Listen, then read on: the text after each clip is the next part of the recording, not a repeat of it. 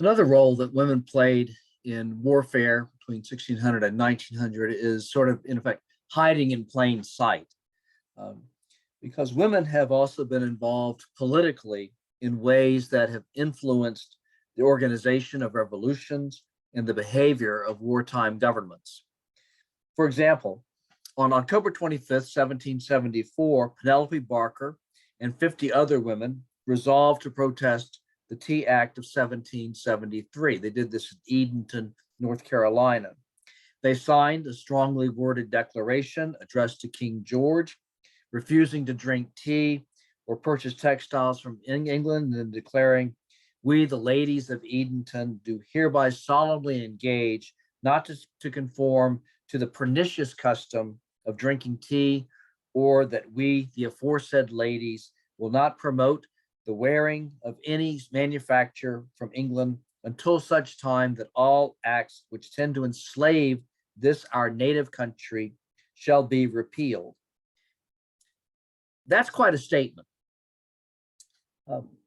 And from 1763 to 1775, political resistance in the English colonies was not what was common, but an organized women's movement was definitely not all that common.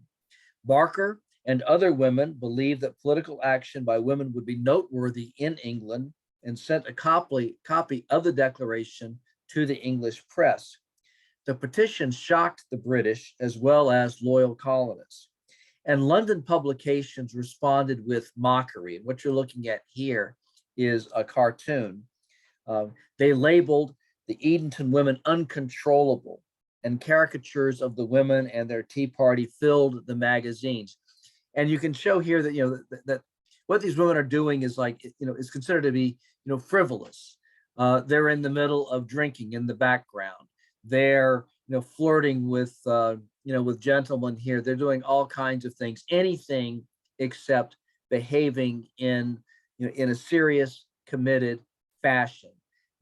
That image of women as being in the public sphere, out there courageously promoting the rights of the English colonists. This was anathema to the British, and indeed, I think, to many men who really thought that women belonged in the domestic sphere, who had no business being in the public sphere, the political sphere,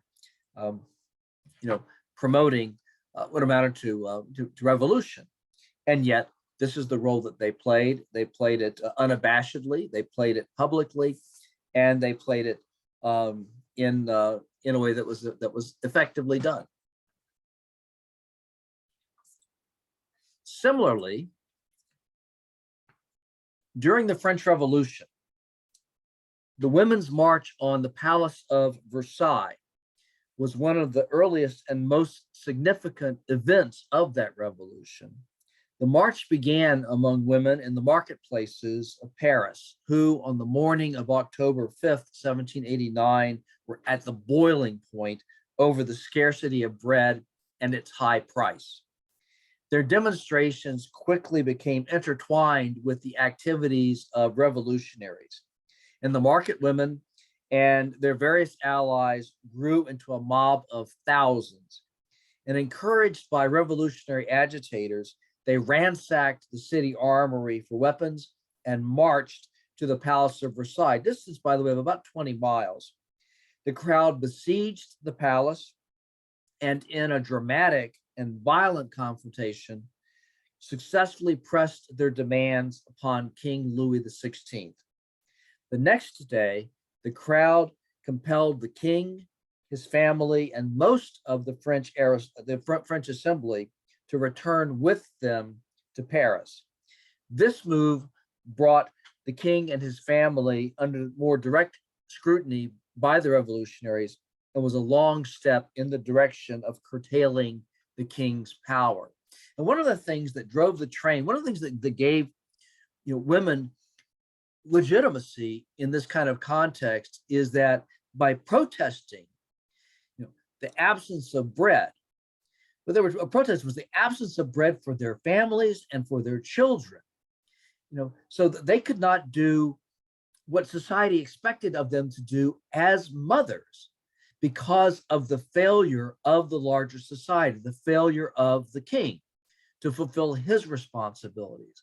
And so this is one of the things that lent women a moral authority that proved to be, extraordinarily powerful in this famous Women's March on Versailles. In Richmond, Virginia, in the middle of the American Civil War, there were bread riots once again in the streets of Richmond. And once again, women had a moral authority, a moral power, because they were searching for bread for their families and for their children and not finding any and taking to the streets. And this kind of protest could not be ignored because it fell squarely within the role that women were supposed to have within their society. They were supposed to take care of their families. They were supposed to take care of their children. And the government was failing them by failing to make sure that they had the basics, the bread that they needed to do this.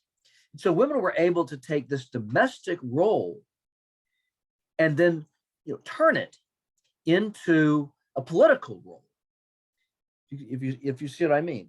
And this, by the way, this engraving is the second panel of a two-part cartoon, and you've already seen the first part, because the first part is Southern women hounding their men on to rebellion. And the second one of the riot is Southern women feeling the effects of rebellion and creating bread riots. And the overall caption is sowing and weeping and reaping.